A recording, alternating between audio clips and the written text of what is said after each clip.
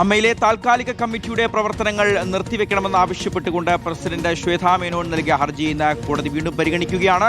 നേരത്തെ കേസ് പരിഗണിച്ച കോടതി അഡ്ഹോക് കമ്മിറ്റിയുടെ പ്രവർത്തനങ്ങൾക്ക് താൽക്കാലിക വിലക്ക് ഏർപ്പെടുത്തിയിരുന്നു. അമ്മയുടെ പ്രവർത്തനങ്ങൾ അഡ്ഹോക് കമ്മിറ്റിക്ക് നടത്താൻ അധികാരമില്ല എന്നുള്ളതാണ് ശ്വേതയുടെ വാദം.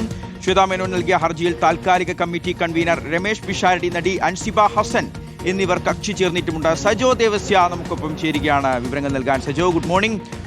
ശ്വേതാ മേനോൻ അടക്കമുള്ള ഭാരവാഹികൾ രാജിവെച്ച് പോയതിനു ശേഷം അഡ്ഹോക് കമ്മിറ്റിക്ക് രൂപം നൽകുന്നു. പക്ഷേ ഇതാ തൊട്ടു പിന്നാലെ കുറച്ച് ദിവസങ്ങൾക്ക് ശേഷം ശ്വേത വീണ്ടും രംഗപ്രവേശം ചെയ്യുകയാണ്. ഔദ്യോഗികമായി താൻ രാജിവെച്ചിട്ടില്ല എന്ന് പറയുന്നു, കോടതിയെ സമീപിക്കുന്നു. വീണ്ടും കാര്യങ്ങളൊക്കെ ആകപ്പാടെ കലങ്ങി മറിയുകയാണ്.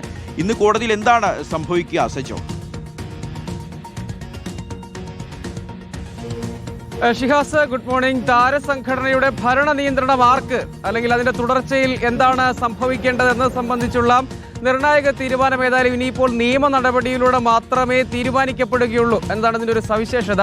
രാജിവെച്ച് പുറത്തേക്ക് പോകുന്നു എന്ന് ജനറൽ ബോഡിക്ക് ശേഷം ശ്വേതാ മേനോൻ പ്രഖ്യാപിച്ചതാണ്. പക്ഷേ തൊട്ടു പിന്നാലെ താൻ രാജിവെച്ചിട്ടില്ല, അമ്മയുടെ പ്രസിഡന്റ് പദവിയിൽ താൻ തന്നെയാണ് ഇപ്പോഴും, ജനറൽ ബോഡി അങ്ങനെ ഒരു തീരുമാനം എടുത്തിട്ടില്ല, മിനിറ്റ്സിൽ എന്തെങ്കിലും അങ്ങനെ ഒരു ഭാഗം ചേർത്തിട്ടില്ല തുടങ്ങിയ കാര്യങ്ങൾ കാണിച്ചാണ് കോടതിയെ സമീപിച്ചത്. പക്ഷേ ജനറൽ ബോഡിയിൽ ഒരു താൽക്കാലിക സമിതി, ഒരു സ്പെഷ്യൽ കമ്മിറ്റി അഥവാ അഡ്ഹോക് കമ്മിറ്റിയെ തിരഞ്ഞെടുത്തിരുന്നു. അതിന്റെ കൺവീനറായി രമേശ് പിഷാരടിനെയാണ് നിശ്ചയിച്ചിരുന്നത്.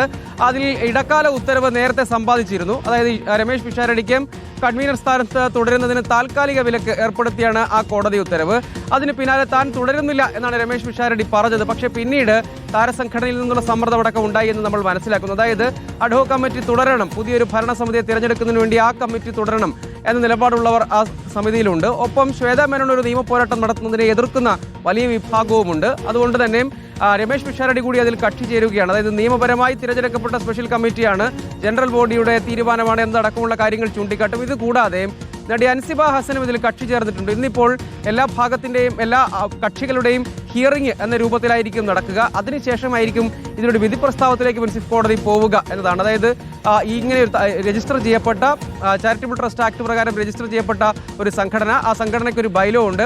ആ ബൈലോ പ്രകാരമാണ് അതിൻ്റെ തിരഞ്ഞെടുപ്പ് നടക്കേണ്ടത്. അതായത് ആര് ഭരിക്കണം, അതിൻ്റെ കമ്മിറ്റികൾ തിരഞ്ഞെടുക്കപ്പെടേണ്ടത് ബൈലോ പ്രകാരമാണ്. അപ്പോൾ നേരത്തെ ഉണ്ടായിരുന്ന കമ്മിറ്റി സമ്പൂർണ്ണമായും ജനറൽ ബോഡിയിൽ അറിയിച്ചതാണ് ഇതിൻ്റെ ഭരണ നിയന്ത്രണത്തിൽ നിന്ന് മാറുകയാണ്. അപ്പോൾ അവർക്ക് വീണ്ടും തുടരാൻ അവകാശമില്ല. എന്ന് മാത്രമല്ല, ബൈലോ പ്രകാരമുള്ള ചട്ടങ്ങൾ പാലിക്കാതെയാണ് ഭരണസമിതി ജനറൽ ബോഡിയെ അടക്കം അഭിമുഖീകരിച്ചത് എന്നടക്കം ചൂണ്ടിക്കാട്ടാനാണ് എതിർ നിലപാടുള്ള പ്രത്യേകിച്ച് രമേശ് പിഷാരടിയുടെയും ഒപ്പം അൻസിബ ഹസന്റെയും. ഏതെങ്കിലും നിലയ്ക്ക് ശ്വേത പ്രസിഡന്റ് പദവിയിൽ തുടരരുത് എന്ന കർശനമായ നിലപാട് അൻസിബ ഹസൻ അടക്കമുള്ളവർക്കുണ്ട്. അപ്പോൾ അവരുടെ ഭാഗങ്ങൾ കൂടി കോടതിയെ ധരിപ്പിക്കും. ഈ താൽക്കാലിക ഇടക്കാല ഉത്തരവിലെ വിലക്ക് നീക്കുന്നതടക്കമുള്ള നടപടികളിലേക്ക് പോകും. അങ്ങനെയെങ്കിൽ കൺവീനർ എന്ന നിലയ്ക്ക് അഡ്ഹോക് കമ്മിറ്റിക്കും പൊതുവിൽ അവരുടെ പ്രവർത്തനം അവർക്ക് ആക്ട് ചെയ്യാൻ കഴിയും എന്ന രൂപത്തിലേക്ക് കാര്യങ്ങൾ എത്തിക്കാനാണ് അവരുടെ നീക്കം. അതേസമയം വിട്ടുവീഴ്ചയ്ക്കില്ല എന്ന നിലപാടാണ് ശ്വേതാ മേനോനും ഉള്ളത്. അതായത് തിരികെ വരണം, കണക്കുകളെല്ലാം അവതരിപ്പിക്കണം, അതിനുള്ള അവസരം നൽകണമെന്ന നിലപാട് ശ്വേതാ മേനോനും സ്വീകരിക്കുന്നത്. അതിൽ ഈ കാര്യത്തിൽ കോടതി തീരുമാനമാണ് നിർണായകം.